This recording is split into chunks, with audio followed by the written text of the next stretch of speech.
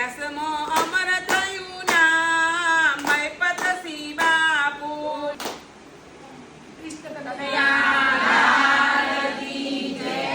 તો રાધા મંડળ ઈસનપુર મોટા તરફથી 21,000નો સહયોગ આપણા મહિપતસિંહ ફાઉન્ડેશનમાં મળે છે. તેમનો ખૂબ ખૂબ આભાર.